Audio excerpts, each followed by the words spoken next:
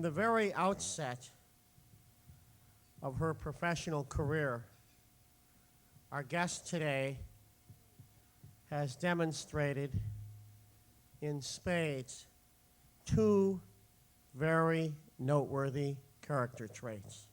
One, a determination to succeed and to improve the quality of education around her. And two, a willingness to tackle the most difficult challenges. Consider her perseverance. On her third try, she was elected against seemingly overwhelming odds, president of Chicago's Teachers Union, the nation's third largest teachers union, earning 58% of the vote. A turning point in our guest's career came in 1992, little less than 10 years ago, when she co-authored a proposal to create a funding and resource center for individuals and organizations wishing to expand their educational horizons through additional training and innovative programming. The proposal won a $1.1 million grant from the MacArthur Foundation. Our guest today was named the first director of the center, helping provide funding and resources for individuals and organizations desiring to expand their educational horizons. Our guest today is a superb example of how vision and initiative can lead to success, often despite huge odds. She has been a role model for women of all ages and continues to be a leader in education reform. Ladies and gentlemen, it gives me great pleasure to introduce to the City Club of Chicago the president of the Chicago Teachers Union, Deborah Lynch. Deborah?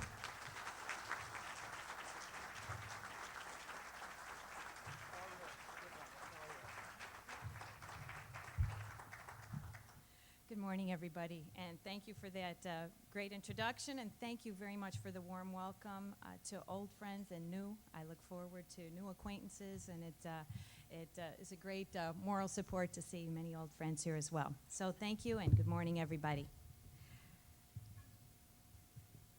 The recent events in our country have led us, I believe, to a deeper appreciation of government and public employees. We've all seen story after story of the heroism of the public employees of New York, the firemen, the policemen. We've been touched and proud of those heroic efforts. And you may have seen an interview with Governor Pataki, who talked about going to the hospital and talking to some of the wounded firemen. And when he praised them for their heroism, one guy turns to the governor and he says, "Well, what did you expect?" And it was a good response, because what did he expect? Nothing but the best. There were also some silent heroes in New York City that day. There were 8,000 school children attending school in the area immediately surrounding the World Trade Center. And the teachers and paraprofessionals in those schools linked hands with those children and led 8,000 children to the Staten Island ferry, across the river to Staten Island, and within 24 hours had reunited all but one child with his or her parents.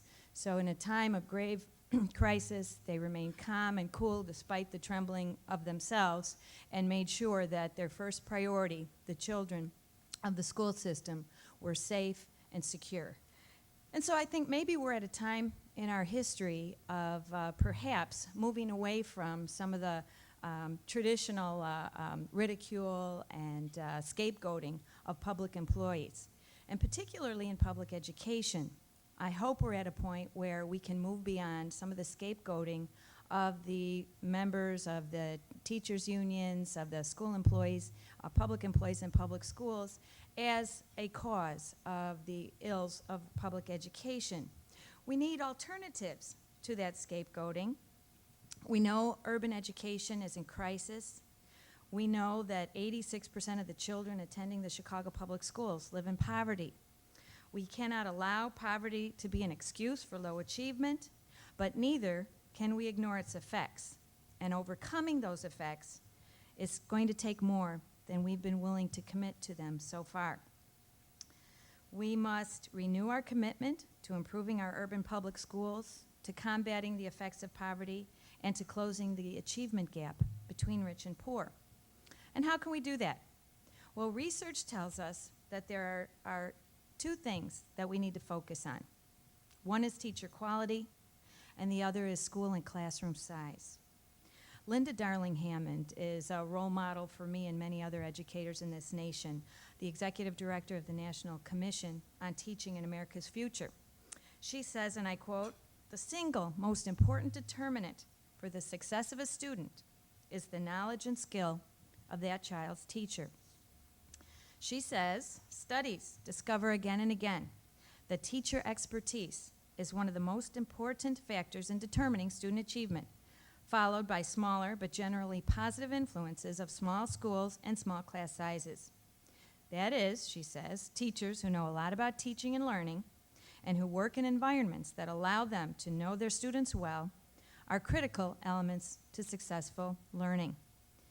In a study of 900 school districts, researchers found that teacher expertise accounted for 40% of the measured variance in students' achievement, more than any other single factor.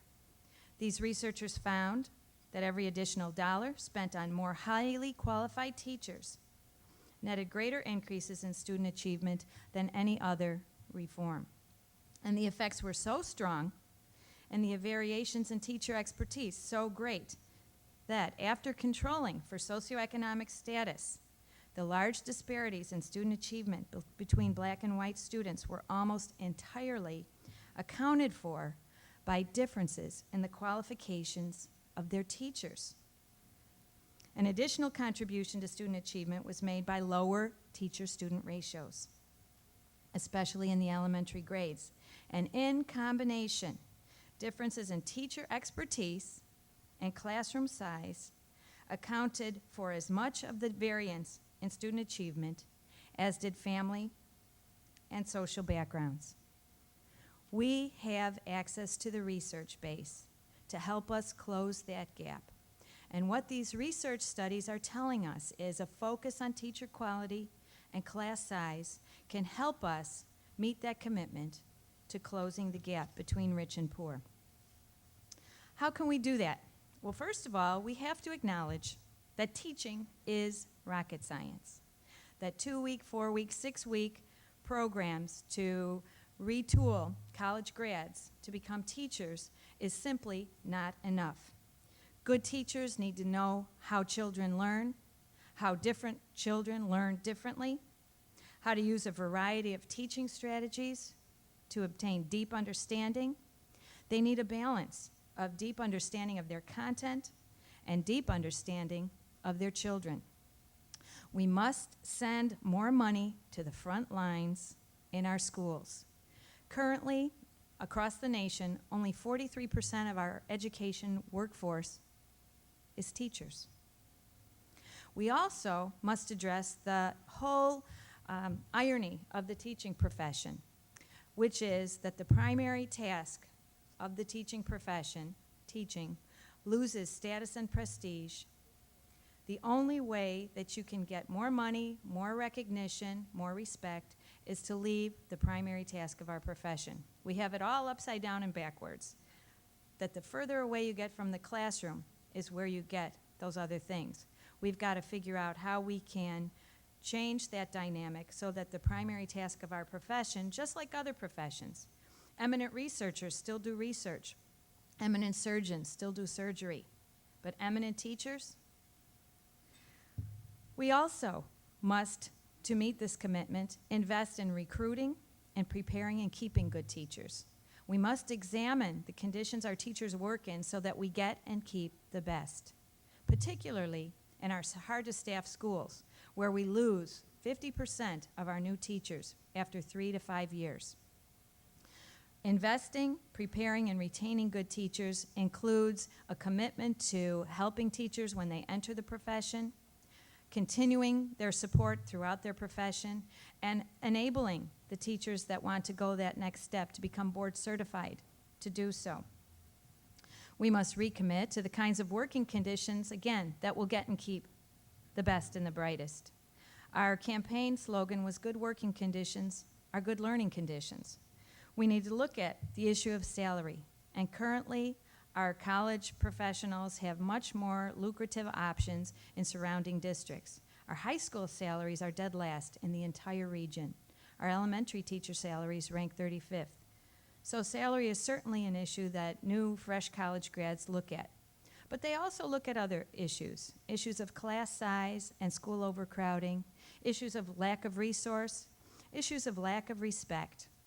One of the mandates from our campaign was to question the top-down punitive approach to school reform that had been in vogue over the past several years, a misuse of single test scores as a way to put sanctions on schools and do reform to schools rather than reform with the professionals in the front lines of those schools that know their situations the best. We need to look at class size. We continue to have large class sizes, particularly in our neighborhood schools. My own school, last year, we had 35 children in our kindergartens. 95% poverty school, 35 children in a kindergarten classroom, and it's unconscionable that we allow those kinds of situations to continue because those children come to school between 2 and 4 years behind to begin with. We need to be looking at how the system can front-load our resources to target those class sizes, target those overcrowded situations, target those children so that they get the support and have a fair chance at getting the education that they deserve and their ticket to a better future. We need to take a look at voice of the teacher as well, making sure that those frontline professionals have a say. Mr. Duncan and I are finishing up a tour of our 5 intervention high schools, and over and over and over again, those 5 high schools designated low performing based on test scores, serving the highest percentage of poverty children in the city, have said over and over again the professionals in those schools did not have a voice in shaping the changes that were imposed on them. We have found out high concentrations of special ed children in those schools. This intervention, as I say, was imposed on the faculties there. Anybody who could leave fled. One school alone lost 38 teachers last year because of the way intervention was done to the professionals in those schools.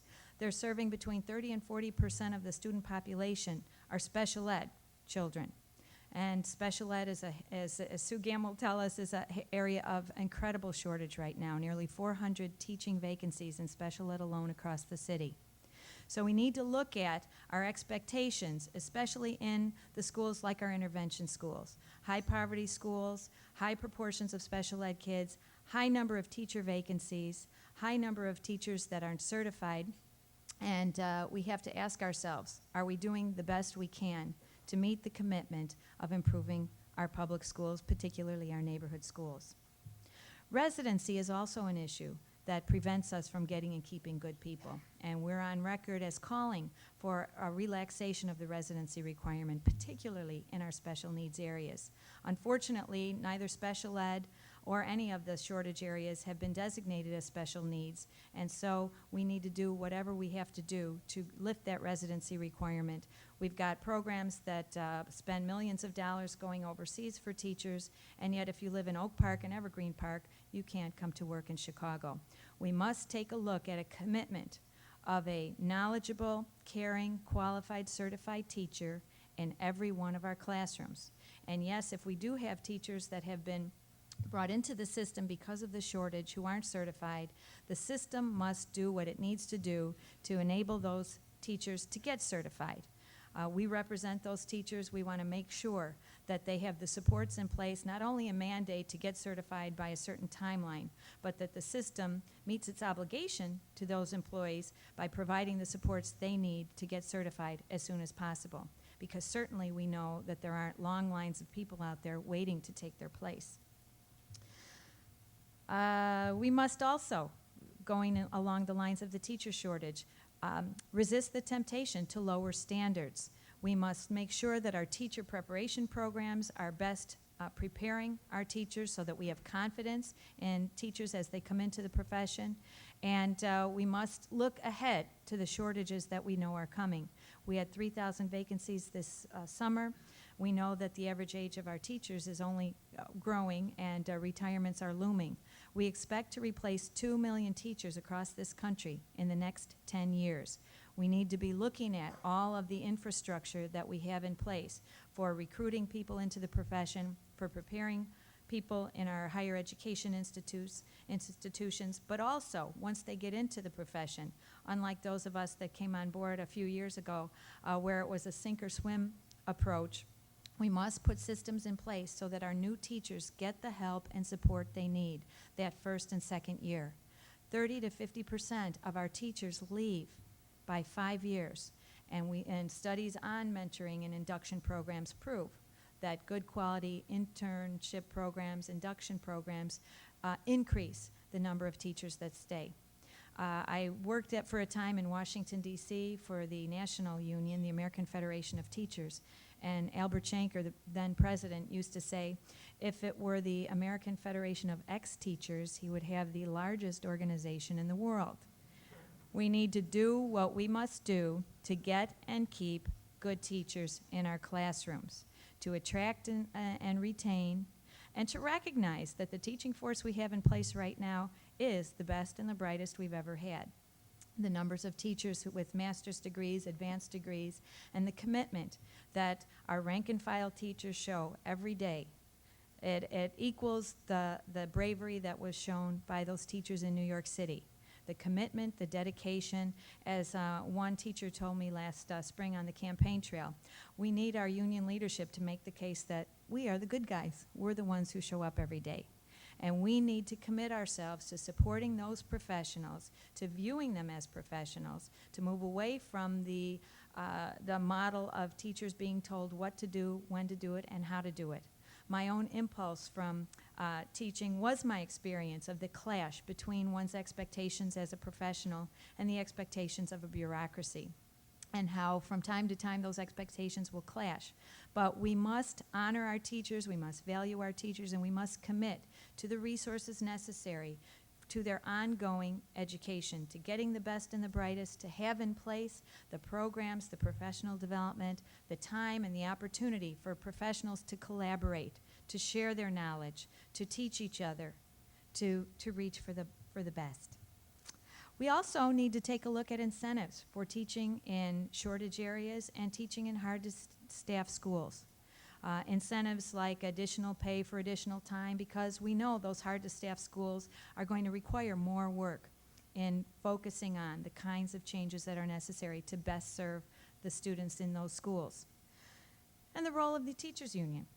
We really believe, and it's not just me, I represent a team of people and a membership that really believes that the Chicago Teachers Union can and must make a difference in the lives of its members and the children and families we serve. We believe our election mandate was to commit ourselves to an agenda which we're calling Pursuing Quality. It's union work. Our members want us to position the union to take its rightful place in the dialogue for how to improve our schools.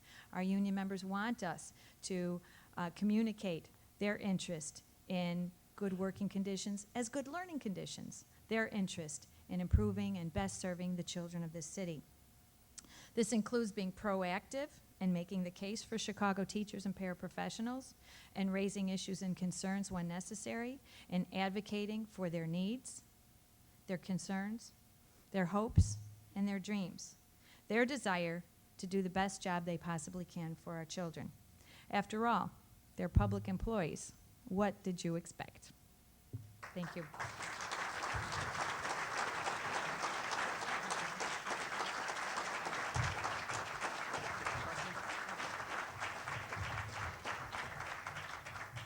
A rousing round of applause. Someone who's been in the education profession for a long time, you don't always get that. Hey, Mr. Mazur? Questions? Miss Saxon, do we have a? Kind of a, oh, for the TV. March up here. Joyce Saxon, march up here. Deborah, I think if I were a kid in school today, my main focus would be to pass the test. Do you think that we are going overboard on all this testing and we're kind of losing sight of real teaching? Yes, absolutely. I think any teacher in this city would agree we're doing too much testing, too many tests, too much time on test preparation. Certainly, we need assessment, and we also need to take a look at the growth of a child over the course of a school year. Many of our kids come into a grade quite far behind, and if we also include in the mix, besides the test scores, which we know are important, we can't get away from testing, but we need to look at how much testing, how much time, the growth of a child, and the other factors that indicate learning and achievement, report card grades, attendance, and projects, and other kinds of things. So we would agree with you that there, in the past, has been an over-reliance on a single test score, and hopefully we will help influence the discussion away to a more well-rounded set of indicators for student progress. Thank you. Yes, sir. State your name, please. So we all know. Well, when you get to the mic, we give you a little time to formulate your question. Bill Wally is my name, Chicago Multicultural Dance Center in Bryant Ballet. Hello, Deborah. Hey, Bill. As you know, I'm conversant with the issues that you're discussing because we worked together on them at the union over 20 years ago. But it seems to me that what is the hardest thing for you and for turning the situation around is that the dictates from the state, from City Hall, and from the board, when they emphasize testing, emphasize accountability, lead to treating the teachers more and more like employees and leaving less and less room for teachers to exercise their professional abilities. We have teachers who bring their kids to the dance studio, and they complain about the same thing. They're responding to dictates rather than being able to do what they know how to do. And the public doesn't get this from what I can see. How do you see dealing with this? Well, one of the first ways I intend to deal with it is to go to the legislature and ask for a modification in the reform law that brought us local school councils. Not to change the local school council process, and as you know, there are 11 members, 2 of whom are teachers, but to look at the other body that was legislatively mandated at the same time, the PPAC, Professional Personnel Advisory Committee. The legislature mandated this body would provide advice to the LSC. But many of us in the teaching profession know what advice and input means. It means take it or leave it. And from my own experience with the PPAC, I would like to go to the legislature and seek a change and take the A out of PPAC. Make those professional personnel leadership committees that would have some real power and authority, some pre-approval of the school improvement plan, some real mechanism for teachers in those schools to have a say, to have a voice, to have the respect, and to really be listened to. So my position is take the A out of PPAC, replace it with L for leadership, and give those professionals a real say in the changes that they would like to see happen in their schools. Step right up. Jeff Berkowitz. Hi, Deborah. Hey, Jeff. You spoke about incentives and thinking of ways to, well, have different incentives, and I think you referred to teachers who may be in more difficult situations in the inner city or even more difficult portions of the inner city where they have to spend more time with their kids and they ought to be rewarded for that. But I wondered if the unions might be ready to go further with that incentive system, because I think the teachers usually refer to themselves, and perhaps correctly, as professionals. But most of our other professionals, whether it be in the law, in medicine, in accounting, have considerable variation in income and compensation. For instance, first-year law students coming out and practicing law at some of the top law firms, at least top in size, are currently remunerated at $125,000 as a starting salary, but there are other lawyers who come out and start at $50,000 or $60,000. And actually those paths sometimes converge over years. But we're not into lockstep systems as we are with the teachers' unions in the city of Chicago schools, and most suburban schools as well, where your salary only goes up based on do you have a bachelor's degree, a master's degree, in some schools a PhD, And then do you teach 1 year, have you been teaching 1 year, 5 years, 10 years, so forth? So it's a lockstep system. If you really want to get innovation, the question is, with all that, if you want innovation and you want teachers who do innovate more in their classroom, and teachers who figure out ways to spread that innovation across other classrooms, shouldn't we remunerate them more? Not necessarily for the time, but for the quality of what they're doing. That's a good question. It's also a speech. Yes. Okay.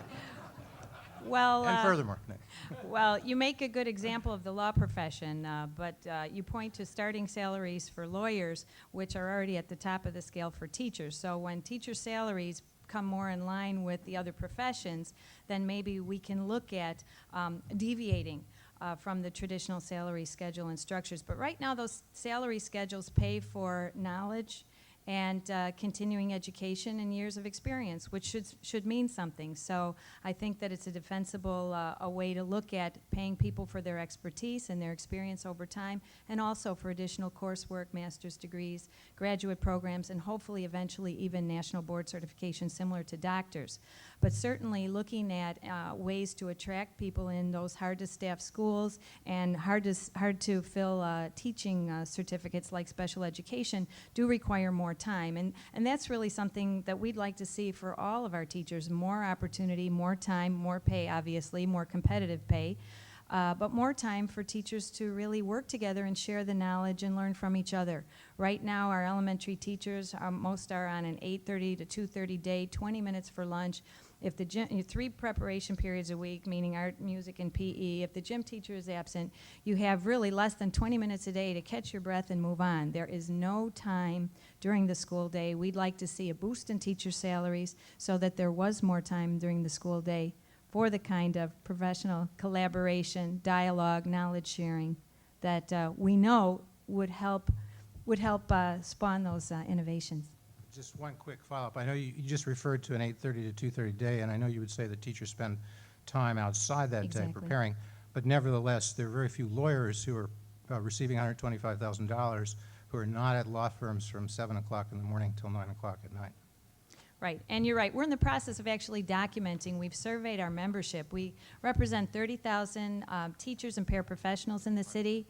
We just surveyed them as one of our first acts.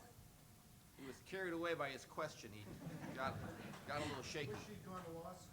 Yeah. Very good, Dr. Mason. Anyway, we're in the process of tabulating 5,000 responses to a survey we did of our membership to get their guidance, their feedback, their input and direction. And one of the questions we did ask them was how much money they have to pay out of pocket and how much additional time beyond that traditional school day they invest. And as soon as we have that data, we'll get that, we'll make that public. Deborah, the moderator, as unaccustomed as he is to asking a question, and this has been, this is the City Club, so it's never been noted, it's never been confused with a love-in. So let's cut to the chase. City Club has been very active for years in education reform. One of our late great members, John McDermott, some of you may remember John, was very active when he worked for Illinois Bell with Businessmen for Education Reform. We had all kinds of meetings, conferences, seminars. And some of the stuff that that you're talking about now, we were hearing back then. But those of us who have fairly long memories, no comment from some people here, have long memories, realize that the city's public schools, and I am a proud graduate of public schools in Chicago, were in terrible shape 12, 13 years ago. Every 3 years, some superintendent would come in, get an awful lot of money, and then leave with an awful lot more money. And we get another superintendent who'd come in. And we had strikes, and we didn't know how the schools would open. We didn't know where the materials were. And the Chicago schools were called the worst schools in the city, in the country. Now, seemingly, after all those changes were made and the legislature gave the mayor of Chicago control of the schools just to get it off their back, all this lobbying in Springfield did nothing. And then for 4 or 5 years, seemingly the public schools became gold. They had more funding, they had more credibility, they had more acceptance. The head of the school system was praised by the President of the United States as one of the great public administrators. Now, seemingly what you're saying is that we're back to where we were back in the 1980s, and that we need more money, less testing, and more free time. And that didn't work in the 80s because the legislature didn't buy it. What makes you think they're going to buy it now? Okay, well, not less testing, different testing, not more free time, more professional time. But basically over the last 6, 8 years, we've seen some progress in the capital development side of things. We got more money for capital development in the city, but very little change in the teaching and learning side. And while we saw some incremental growth on test scores, I think that was about as far as you were going to get with hitting people with a hammer over test scores. Our test scores have risen despite many of the reforms and despite the overemphasis on test prep and test preparation. I can tell you myself, I just came out of the classroom. I taught 8th grade. My entire 4th quarter last spring was devoted to either test prep, taking the test, going on spring break, had a week of instruction, back to test prep for the other test, another week of taking the test, a week of waiting for the results. The kids found out whether they were going to go on to high school, and it was over. If I had had another full quarter of teaching, I could have gotten a lot further. Some of the issues around tests is that focus on test-taking skills and the teachers being forced to focus on what's being measured on the test, not what other things are important in terms of deep content understanding, in terms of critical thinking, in terms of being able to write. And so there's an issue there of balance. We need assessment, tests have their place, but there has to be a balance. But what we're talking about is not only more money, which will be important if we want to get and keep good teachers. No one is coming to Chicago to teach. If we intend to maintain and improve our education, and again, a third of our children are at grade level, we've got a tremendously long way to go. So we must look at that, but we also need to look at how we can better deploy existing resources. We spend so much on after-school and summer school remediation to the detriment of the day program. And looking at investing resources, looking at front-loading the monies that we spend on remediation, front-loading them in the preschool, kindergarten, and primary grades so that we can lower the proportion of monies that go into remediation. And again, that number, 43% of our education workforce is teachers. On paper, this city's class size looks like 23-1. Well, in reality, it's 33-1, and the only reason it looks like 23-1 is because they take the number of certificated folks in the system, divide that into the number of children, and get this magic number. If we truly had 23 kids in our classrooms, I can tell you that the test scores would go up tomorrow. As the research shows, the quality of teacher knowledge and skill with lower class size, it's a recipe for helping us close that gap. Well, I'm sure we're going to hear a lot more about this, but we have 4 more people to go, so short questions, short answers. Whoa. Professor speaking. Brian Brady with the MICFA Challenge in Chicago. I'm the director. I've spent the past 5 years teaching in West Humboldt Park, and it is a great thrill to find someone who knows teaching and knows the issues and hits the nail on the head, which I think you do. It's very exciting for fellow teachers to hear that. Thank you. The two groups that have been left out of school reform is our teachers, in my opinion, and also students, the two key actors. You lay out a great plan for teachers. Do you see a plan also for students to give their input? Well, good question. Right now, I know in the high schools, the students do have a seat, a non-voting seat on the local school councils. I mean, basically, at the elementary level, certainly the teachers have to know their students well. That's the part of the equation, know their content well, know their students well, and take that knowledge of their students, their communities, the cultures represented in the school, and use that to make learning exciting. So obviously, at the high school level, where they have an official role, supporting student leadership is very important. And at the elementary level, making sure that that the student concerns, interests, and needs are incorporated, I think is the way to go. Great, Thanks.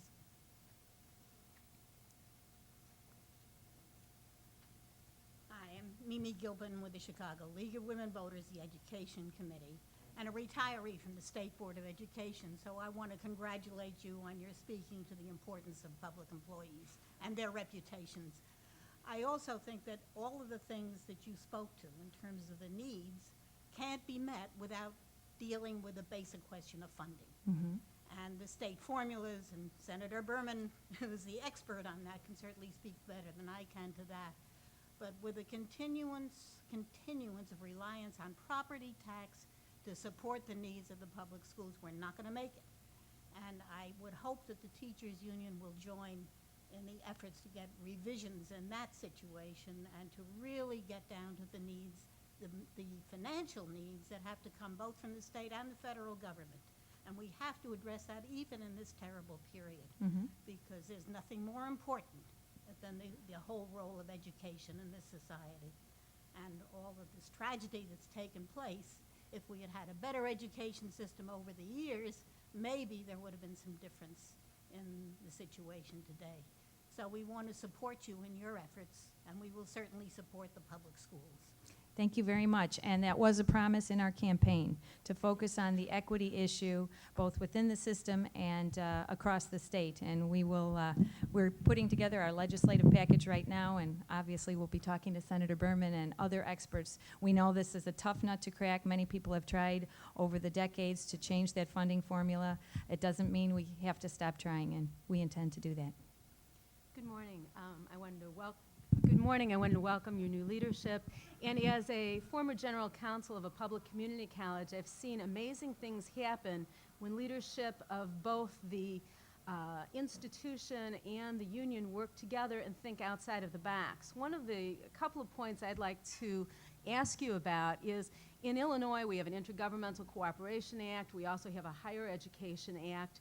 And there's some wonderful inclusive things that can be done in terms of the initiatives that you've raised involving different cooperative agreements and educational institutions to give the kind of training to the new teachers coming into the system who perhaps are not certified yet, in terms of an ongoing and a very professional way.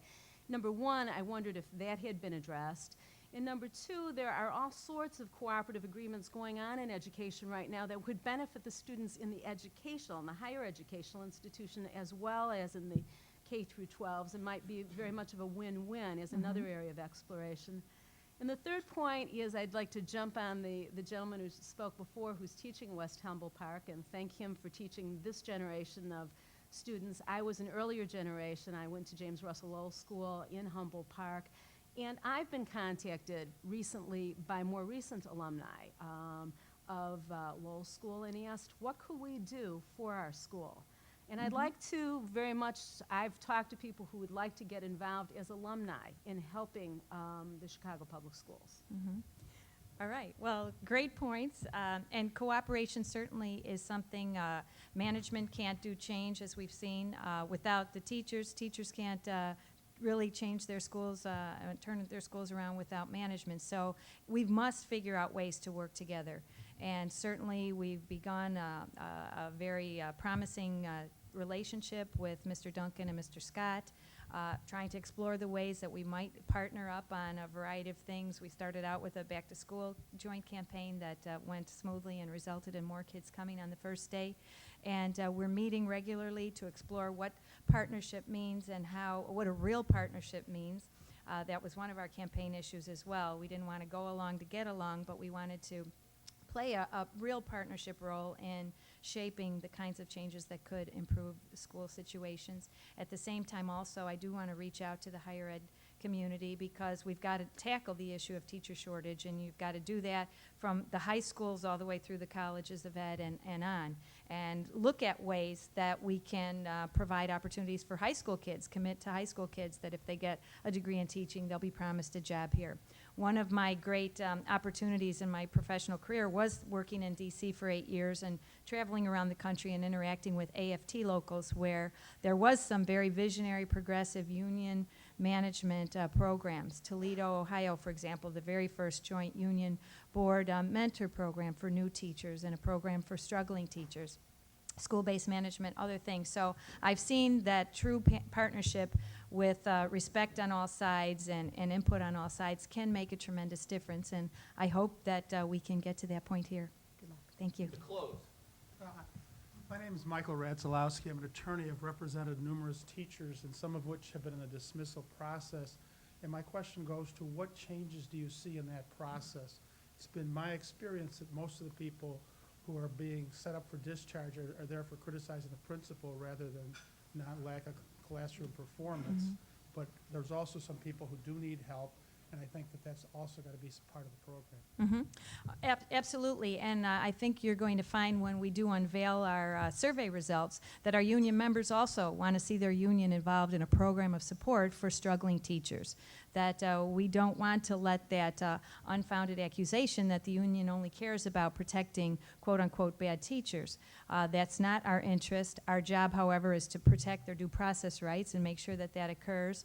I think one of the turning points in our coming to power was the Board of Education honorably discharging, using the euphemism, honorably discharging dozens and dozens of teachers without cause and without due process, when in fact there were vacancies throughout the system. So we certainly are going to be vigilant about abuses of the employee discipline process, certainly vigilant in our role as ensuring that due process occurs, and also trying to be out on the forefront in creating programs that will help teachers that could use some support, because traditionally there has been no support if you needed help. Thank you. How about a nice round of applause for our